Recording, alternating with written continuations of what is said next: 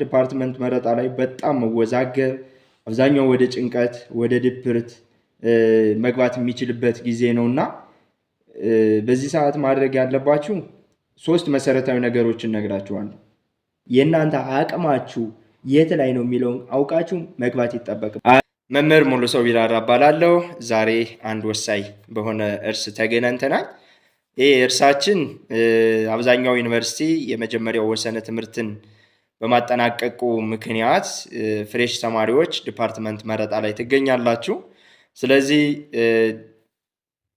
በተለይ በናቹራል ዘርፍ ያላችሁ ተማሪዎች ዲፓርትመንት እየመረጣችሁ እንዳለ መረጃው ስላለኝ ነው። ማድረግ የምትችሉት 3 መሰረታዊ ነገሮችን ከተከተላችሁ አሪፍ የሆነ ወይም የተስተካከለ ምርጫ ይኖራችኋል ብዬ አስባለሁ። የመጀመሪያው አይምሯችሁን ወይም ራሳችሁን አዳምጡት።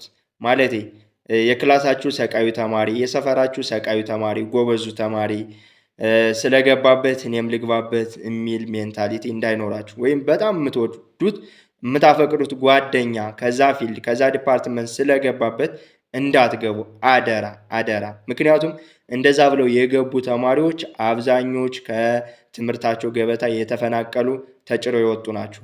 ለምን? ያን ዲፓርትመንት እናንተ ወዳችሁት እናንተ አፍቅራችሁት ሳይሆን የገባችሁ ከሌ ስለገባበት ነው የገባችሁበት። ስለዚህ በዛ መሰረት ያን ዲፓርትመንት ስትገቡ እነ ከሌ ገብተውበታል፣ የሰፈሬ ልጅ ገብተውበታል፣ ከሌ ምናምን ገብተውበታል እኔም ልግባበት አይሰራም። በእርግጠኝነት ትቆጩበታላችሁ እንደዛ ብላችሁ የምትገቡ። ሁለተኛ እራሳችሁ ፍላጎታችሁን ትኩረት ስጡ። ማለቴ ምናልባት እናንተ በየትኛው ዘርፍ ነው ስቲል ከ13 ዓመት ያላነሰ 12 ዓመት 13 14 ዓመት ድረስ ተምራችኋል። እስከዚህን ዓመት ስትማሩ ሀሳባችሁ ምኞታችሁ የት ላይ ብትሰሩ ውጤታማ ይሆናል፣ እኔ ሀገሬን እጠቅማለሁ፣ ቤተሰቤንን ወገኔን አገለግልበታለሁ እምትሉት በየትኛው ዘርፍ ብማር ነው ብሎ አይምሯችሁ እዚህ ላይ ብማር እኮ እኔ ውጤታማ ሆናለሁ የሚለውን እሱን ምረጡ። ያ ማለት ደግሞ እናንተ እስካሁን ስትማሩበት የነበሩ እያንዳንዱ ሳብጀክቶች ላይ በየትኛው ጎበዝ ነበሩ። ለምሳሌ ባዮሎጂ ላይ በጣም ጎበዙ ነው መስራት የሚችል ተማሪ ፊዚክስ የሚከብደው ማቲስ የሚከብደው ፓሽኑ ያልሆነ ተማሪ ኢንጂነሪንግ ቢገባ አያዋጣውም። ስሬስ ብዙ ጓደኞችንም ስለማውቅ እኔም በዩኒቨርሲቲ ደረጃ ስላለፍኩበት የሚያዋጣው ማነው? ጤና ላይ አዘር ላይ ቢገባ ያዋጣዋል ይህ ተማሪ። ነገር ግን ፊዚክስ ማቲስ ላይ በጣም ጎበዙ ነው፣ እንግሊዘኛ ጎበዙ ነው፣ ምን ላይ ልግባ ብሎ ለምሳሌ ባዮሎጂ ላይ ደካማ ከሆነ ይህ ተማሪ ጤና ላይ ቢገባ ውጤታማ አይሆንም። ፊልዱን ዲፓርትመንቱን ሊያገኘው ይችላል፣ ግን ውጤታማ አይሆንም። በእርግጠኝነት የምነግራችሁ ይህ ተማሪ መግባት ያለበት ኢንጂነሪንግ ላይ ኮምፒውቲንግ ላይ ቢገባ ያዋጣዋል። ለምን? ትምህርቶቹ ከማቲስ ከፊዚክስ ጋር የተያያዙ ስለሆኑ የእሱ ፓሽኒቲው እስኪሉ ደግሞ ከነዚህ ጋር ስለሆነ በስኪላችሁ ብትገቡ ውጤታማ ትሆናላችሁ። እና ይህን መሰረታዊ ነገር አድርጉ። ቤተሰብ፣ የተማረ አካል ነከሌ የሚለውን ነገር ተውት። በሶስተኛ ደረጃ አሪፍ ዲፓርትመንት አሪፍ ፊልድ ለመግባት የሚያዋጣችሁ ነገር ያ ስራ በሪል ወርልዱ ላይ እንዴት ነው ያለ፣ ምን አይነት ሞመንት እየተደረገበት ነው፣ እኔ ከተመረኩ በኋላ ይህን ፊልድ ከእኔ አካባቢ ጋር ይሄዳል፣ እኔ በምኖርበት በምቀመጥበት ቦታ ላይ ስራው አለ ወይ የሚለውን ነገር ማጥናትና ትኩረት መስጠት ይጠበቅባችኋል። ይህን ማድረግ ከቻላችሁ በእርግጠኝነት አሪፍ የሆነ ውጤት ታመጣላችሁ።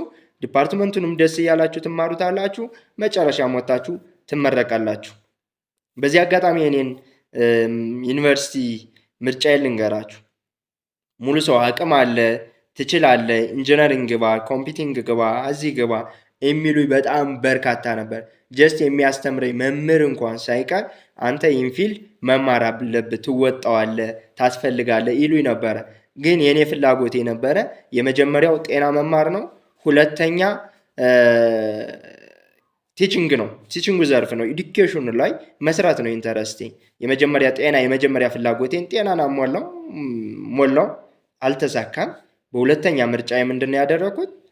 ኮምፒውቲንግ ወይም መምህርነትን ሞላው፣ አገኘሁት። እኖ ተመረኩኝ። በተመረኩኝ በቀጣዩ ሰኔ ተመረኩኝ፣ ጥቅምት ወደ ስራ ገባሁ። ይኸው አሁን በአሁኑ ሰዓት መምህርነትን አጣጥሜ ደስ እያለኝ በሚገርም ሁኔታ ደስ በሚል ውጤታማ በሚባል ደረጃ እያከናወንኩ እገኛለሁና እነዚህን 3 መሰረታዊ ነገሮች ተከትላችሁ ከተጓዛችሁ ውጤታማ ትሆናላችሁ።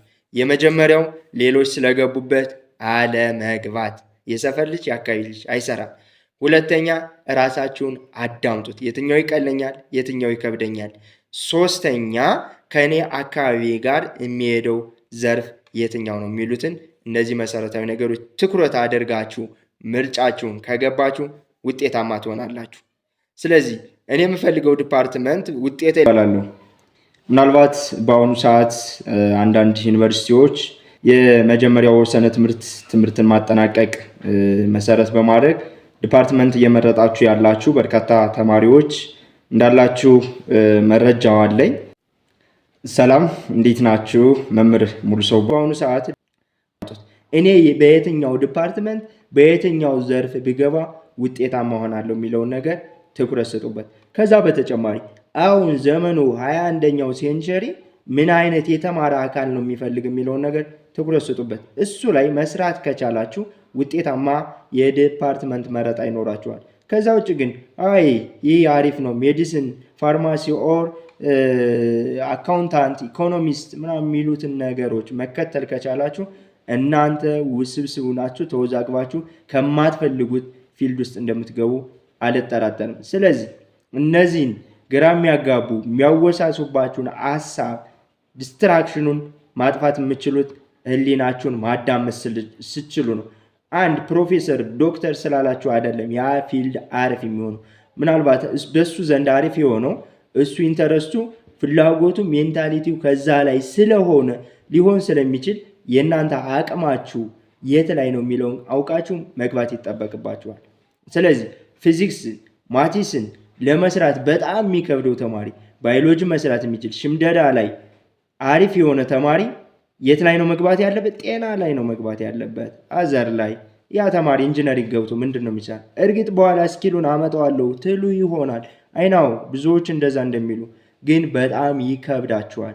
ምርጫችሁ ማድረግ ያለባችሁ እስካሁን ስኪላችሁን አይታችሁ መስራት ትችላላችሁ። ሌላኛውና ሶስተኛው ዲፓርትመንት በምትመርጡበት ጊዜ አካባቢያችሁን መሰረት አድርጋችሁ ምረጡ። ለምሳሌ ከእናንተ አካባቢ ኢንጂነሪንግ በጣም ብዛት ያለው ኢንጂነሪንግ ካለ እንዲሁም የከተማ መስፋፋት ከሌለበት እልም ያለ ገጠር ከሆነ ኢንጂነሪንግ ምን ልትሰሩ ነው? ምናልባት ከተማ ላይ ገብታችሁ ምን ለመቀመጥ ፍላጎት ያላችሁ ከሆነ ጀስት ከዛ ውጭ አካባቢን መምረጥን እኔ ያለሁበት አካባቢ የትኛው ዘርፍ ውጤታማ ያደርገኛል፣ በእኔ አካባቢ ተፈላጊ የሆነው ዲፓርትመንት የትኛው ነው የሚለውን ትኩረት ማድረግ ከቻላችሁ ውጤታማ ትሆናላችሁ ማለት ነው። ከዛ ውጭ ግን ፍየል ወድቅ ዝምዝም ወዲያ ነው የምትሆኑ። አካባቢያችሁን መሰረት አድርጋችሁ ህሊናችሁን አዳምጣችሁ የምትመርጡት ዲፓርትመንት በእርግጠኝነት ነገም ይጠቅማችኋል። እነከሌ ስለገቡበት እኔም ልግባበት አይነት ሁኔታ ከሆነ ነገ ትምህርቱም ይመራችኋል፣ እናንተ ማቋርጣችሁ ትወጣላችሁ። ስለዚህ ቅድሚያ ማድረግ ያለባችሁ ለራሳችሁ ቦታ ስጡ። አሁን አካባቢ እኔ የምኖርበት ቦታ ስፍራ የትኛውን ዲፓርትመንት ወይም ፊልድ ይፈልጋል የሚለውን ትኩረት አድርጉ። ከዛ ውጭ አትጨናነቁ። ፈታውን በተረጋጋ መንፈስ እንድታደርጉት አደራ ማለት እፈልጋለሁ። በእርግጠኝነት ሁላችሁም ውስጣችሁ የሚፈልገውን ስሜታችሁ አድርግ ይል ስራ የሚለውን ነገር ብታደርጉ ውጤታማ ትሆናላችሁ። ምናልባት እኔ ፍላጎቴን የምፈልገው ዲፓርትመንት የሚፈልገው ፊልድ በወቅቱ ምርጫዬን አድርጌ ሌሎችን ዲስትራክሽን ሳልሰማ በመግባቴ ይኸው ተሳክቶልኝ የምወደውን ማፈቅረውን ሙያ እየሰራው እገኛለሁ። ጀስት ጤና ባለሙያ ነበር አልተሳካም። በአሁኑ ሰዓት መምህርነት ነበር ፍላጎቴ። ይኸው ተመረቅ ግራጁዌት አደረኩኝ። 1 ዓመት ይቅርና 2-3 ወር አልጠበኩም። እንደማንም ቀጥታ በምፈልገው ፊልድ ገባሁኝ። አሁን በመምህርነት እየሰራው እገኛለሁ። ሁሉም ዲፓርትመንት ይጠቅማልና በምትችሉት ዘርፍ ገብታችሁ ውጤታማ መሆን መቻል ነው ያለባችሁ። የዲፓርትመንት ቀላል ነው አይ ከባድ ነው የሚለውን ሜንታሊቲ ያስወጥታችሁ እንድትመርጡ አደራ ማለት ፈልጋለሁ። ቴንኪው። መልካም እድል አዳምጡት። ይውላችሁ አበበ ስላለ አስቴር ስላለች የሚመጣ ታሪክ የለም። ሌሎች ለምሳሌ የክላሳችሁ ጎበዙ ተማሪ፣ ሰቃዩ ተማሪ አሪፍ ውጤት ያለው ከገባበት እኔም ልግባበት አይነት ሜንታሊቲ እንዳይኖራችሁ። እሱ አይነት ስሜት ካላችሁ መቼም ቢሆን ውጤታማ አትሆኑም። ለምን መሰላችሁ? የእሱ ስኪል ሌላ ነው፣ የእናንተ ስኪል ሌላ ነው። ሌላ ማንንም አትከተሉ። ጅራት አይደላችሁም ሰውን የምትከተሉ። ሁለተኛ እራሳችሁን በደንብ አዳምጡ ስላችሁ ምንድነው የእናንተ አቅም የኔ አቅም የት ላይ ነው? ለምሳሌ ፊዚክስን፣ ኬሚስትሪን፣ ማቲስን በደንብ አበጥሮ መስራት የሚችል ተማሪ ባዮሎጂ ግን ምንም መስራት የማይችል አቅሙ ደካማ የሆነ ተማሪ ጤና ለግባ የሚል ምን ሊሰራ ነው? ለመጫር ነው? ትምህርቱን አቋርጦ ለመውጣት? እንደዛ አይነት ሜንታሊቲ ይቅርባችሁ። ለምሳሌ የእናንተ አቅም ፊዚክስ፣ ማቲስ የመስራት ስኪል ኖሯችሁ ባዮሎጂ የመስራት አቅም ከሌላችሁ ኢንጂነሪንግ ግቡ። እውነት እመክራችኋለሁ፣ ውጤታማ ትሆኑበታላችሁ። ስለዚህ አቅማችሁን መሰረት አድርጋችሁ መጓዝ አለባችሁ። አብዛኛው እየተሸወደበት ያለ እከሌ ስለገባበት አይ እኛም እንግባበት፣ እከሌ ግቡ ስላሉን እኛም እንግባለን፣ እከሌ እኮ ጎበዝ ነበረ እኔም በዛ ብገባበት ጎበዝ ሆናለሁ። እንደዚህ አይነት ነገር የለም። ህሊናችሁ የሚላችሁን ነገር አዳምጣችሁ ግቡ። ይኸውላችሁ እኔ ዩኒቨርሲቲ ተማሪ እያለሁ ዲፓርትመንት ለመምረጥ በጣም ቻለንጅ ከሚያደርጉ ነገሮች መካከል አንዱ ሰው ነበረ። ሙሉ ሰው አቅም አለ፣ ችሎታ አለ፣ አንተ በቃ ኢንጂነሪንግ መግባት አለብህ ይሉኝ ነበር። ኢንጂነሪንግ መግባት አለብህ፣ ኢንጂነሪንግ ባግባ፣ አግሮ ቢዝነስ ግባ፣ አግሮ ኢኮኖሚክስ ግባ። ምናልባት የናቹራል ተማሪ ስለነበርኩ እንደዛ ይሉኝ ነበር። እኔ በዛን ሰዓት ማንንም አልሰማውም። ማደርግ የነበረ ምንድነው ከልጅነት የጀምሮ ፓሽን ወይ ጤና ባለሙያ መሆን፣ ከዛ ውጭ ደግሞ መምህርነት ነው በጣም የምፈልገው የነበረ። የመጀመሪያ ጤና ሞከርኩኝ፣ አላገኘውም። ከጤና ውጭ ማነው ሁለተኛ ኢንተረስቴ መምህርነት ነበር። በዛን ሰዓት ኢሚዲየትሊ ያደረኩት ምንድነው ጀስት ማንንም አልሰማው ወደ መምህርነቴ ገባው። እናንተም ቢሆን ማድረግ ያለባችሁ መሰረታዊ ነገር ህሊናችሁና ውስጣችሁ የሚለውን ነገር አዳም። ሰላም እንዴት ናችሁ? በያላችሁ በሰላማችሁ ይብዛ። መምህር ሙሉ ሰው እባላለሁ። ምናልባት እኔ የምፈልገው ዲፓርትመንት ውጤት የዝቅ ስላለ ላላገኘው እችላለሁ፣ ስለዚህ ምን ላድርግ እያላችሁ ሀሳብ እያጋራችሁ ያላችሁ የት ወንድሞች፣ እንዲሁም እኔና አግኝቶ ሀሳብ ለማጋራት እድሉን ያላገኛችሁ በጠቅላላው በአሁኑ ሰዓት ዲፓርትመንት ለመምረጥ ኢንተረስት ያላችሁ የት ወንድሞቻችን ይኸውላችሁ መጀመሪያ ምን ያክል ተማሪ መርጦታል፣ ምን ያክል ተማሪዎችስ ውጤታቸው ከኔ በላይ ነው የሚለውን ቀረብ እያላችሁ ከሚሞሉት ጋር ሪሌሽን እየፈጠራችሁ ማወቅና መረዳት ይጠበቅባቸዋል። ከዛ ውጭ ደግሞ አትፍሩ። አንደኛ ምርጫችሁ ባታገኙት ሁለተኛ ምርጫ ማግኘት ስለምትችሉ አንደኛ ሁለተኛ የሚለውን ፍላጎት ቸክ አድርጉ። ከዛ ውጭ ግን አገኘው አላገኘው እያላችሁ በመፍራት በመወዛገብ የማትፈልጉትን ዲፓርትመንት መጀመሪያ ላይ እንዳትመርጡ። እውነት ነው የምነግራችሁ።